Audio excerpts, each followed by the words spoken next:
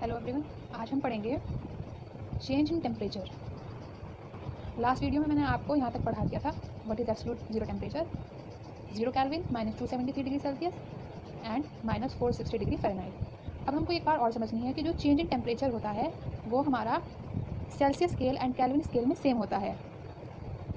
Similarly और हम अगर change in temperature Celsius scale और फ़ारेनहाइट स्केल के रेस्पेक्ट में देखें तो उसमें ये रिलेशन होता है, ये आप रिमेंबर कर लीजिए। अब हम पढ़ेंगे थर्मल एक्सपेंशन इन सॉलिड्स।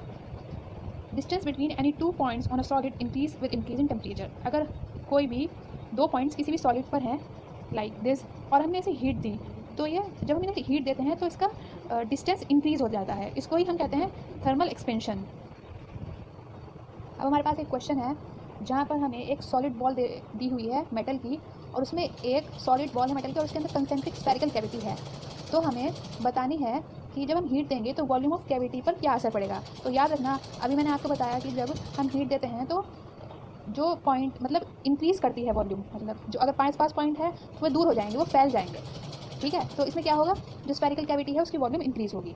अब हम पढ़ेंगे लीनियर एक्सपेंशन। हमारे पास वैसे बेसिकली 3 तरह के होते हैं, लेकिन हम एक तरह का और एक्सपेंशन पढ़ते हैं, वो है डेंसिटी वाला। बेसिकली 3 है। लीनियर एक्सपेंशन जो 1D में, फिर हमारा होता है एरियल एक्सपेंशन जो 2D में होता है, और फिर वॉल्यूमेट्रिक एक्सपेंशन जो हमारा 3D में होता है। लीनियर एक्सपेंशन, हमारे पास एक रॉड थी L0 इनिशियल लेंथ थी, उसे हमने जब हीट दिया तो उसकी L0 प्लस डेल्टा एल उसमें चेंज आ गया, उसकी फाइनल लेंथ क्या हुई L0 प्लस डेल्टा एल। ये कहूँगी मैं सभी बच्चों से, आप प्लीज़ इसे रिमेंबर कर लीजिए, बहुत अच्छा रहेगा। Delta L is equal to L0 alpha delta T, इसे रिमेंबर कर लीजिए। डेल्टा एल क्या है, change in length.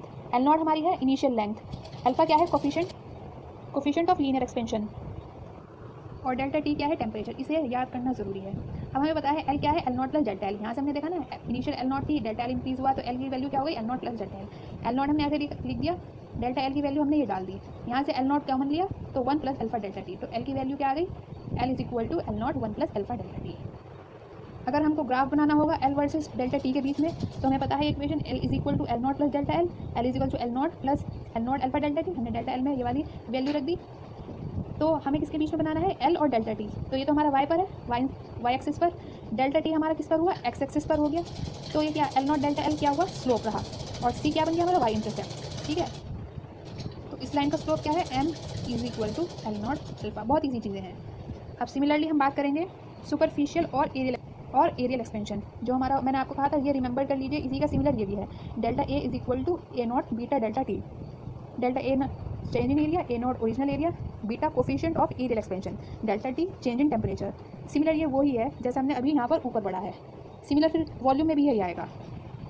A0 suppose कीजिए हमारे पास इनिशियल एरिया था, हीट करने पर डेल्टा ए आ गया, ये समझाने के लिए है, लेकिन आपको ये चीज़ रिमेंबर कर लेंगे तो फिर ऐसे ही हम करेंगे, A is equal to A0 plus delta A, फिर हम डेल्टा ए की वैल्यू डाल देंगे और उसमें A0 कॉमन ले लेंगे तो हमारे पास ये एक्सप्रेशन आ जाएगा, A is equal to A0 1 plus beta delta T. Similarly volume और क्यूबिकल एक्सपेंशन के लिए है, जो हमारा 3D के लिए होता है, delta V is equal to V0 gamma delta T. ये क्या है हमारा, coefficient of cubical expansion, cube हमारा 3D में होता है ना, तो इसका भी सिमिलर एक्सप्रेशन आएगा, V is equal to V0 1 plus gamma delta T. इसमें याद रखना, जो अल्फा बीटा गामा उसकी एसआई यूनिट क्या है, केल्विन इनवर्स। कैसे, अब देखिए, हमें इसका एसआई यूनिट निकालना है, ये इसके नीचे गया, दोनों की सेम यूनिट है तो कैंसिल हो गया। अब सिर्फ यहाँ क्या बचा, delta T is equal to constant, gamma यहीं पर बचा, टेम्परेचर नीचे चला गया, टेम्परेचर की यूनिट केल्विन, तो हम क्या लिखेंगे फिर, केल्विन इनवर्स, क्योंकि वो नीचे है ना। अब तीसरा है हमारा variation of density with temperature. इसमें आपको थोड़ा सा हल्का सा थोड़ा डिफरेंस है, ये वाला तो सेम ही है, delta density is equal to rho naught gamma delta T. इसमें याद रखना, जो ये गामा है वो वही वाला है जो हमारा वॉल्यूमेट्रिक वाला था, ये क्यूबिकल वाला, ओके। तो इसमें delta rho is equal to rho naught gamma delta T.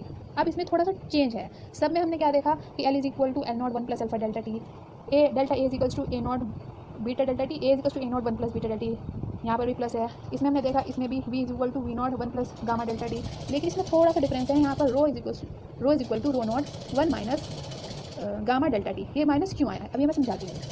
ये एक्सप्रेशन तो सबका सेम ही है, एल में मतलब लीनियर एक्सपेंशन में ये वाला, एरियल में ये वाला, वॉल्यूमेट्रिक में ये वाला, और डेंसिटी में ये वाला, लेकिन इसमें हम देखते हैं कि माइनस क्यों है। अब किसी भी हमने सॉलिड को हमने हीट दी, उसका टेम्परेचर इंक्रीज़ हुआ, टेम्परेचर इंक्रीज हुआ तो उसकी वॉल्यूम इंक्रीज होगी, अगर वॉल्यूम इंक्रीज होगी तो डेंसिटी डिक्रीज होगी। क्यों डेंसिटी डिक्रीज होगी? क्योंकि मास तो हमेशा कांस्टेंट रहेगा। अगर मास कांस्टेंट है और टेम्परेचर बढ़ाने पर वॉल्यूम बढ़ रही है तो ऑब्वियसली बात है डेंसिटी डिक्रीज होगी। तो यहाँ पर कंप्रेशन होता है, यहाँ पर एक्सपेंशन नहीं होता। तो हम यहाँ पर जो फॉर्मूला लिखेंगे वो क्या लिखेंगे? Rho is equal to rho not minus delta rho. तो rho is equal to rho not, यहाँ पर हमने ये डाल देंगे वैल्यू, रो नॉट कॉमन लेंगे, 1 माइनस गामा डेल्टा टी। याद रखना इसमें ये क्यूबिकल वाला है, गामा ही है, ठीक है, इसका कोई अलग से नहीं होता। हमारा लास्ट टॉपिक है वह है relation between alpha beta and gamma. तो हमारा होता है gamma is equal to 3 alpha, beta is equal to 2 alpha. इसमें जनरली हम भूल जाते हैं किसका किसके साथ है, मतलब 3 अल्फा किसके साथ है और 2 अल्फा किसके साथ है, बीटा के साथ है, मतलब इसमें कन्फ्यूजन बहुत रहती है। तो हम इसमें पता क्या करेंगे, मैंने कैसे याद किया है मैं आपको बता देती हूँ। इसमें पहली चीज़ तो हमें याद रखनी है कि अल्फा का ही रिलेशन गामा से है और अल्फा का ही बीटा से है। तो हमें सिंपली क्या करना है, गामा भी एज इट इज लिख देना है सिंगल और बीटा भी एज इट इज लिख देना है और सामने उसके अल्फा लिख देना है, अल्फा लिख देना है। और हम भूल जाएंगे 3 किसके साथ है, 2 किसके साथ। तो इसमें हम ऐसे याद रख सकते हैं कि जो हमारी जो सोसाइटी है उन्हें 2 बेटे चाहिए। बस ये सिर्फ लर्न करने का है, इससे मेरा कोई पर्सनल पर्सपेक्टिव नहीं है, ये बस एक लर्न करने की ट्रिक है। If you like it then you can use it.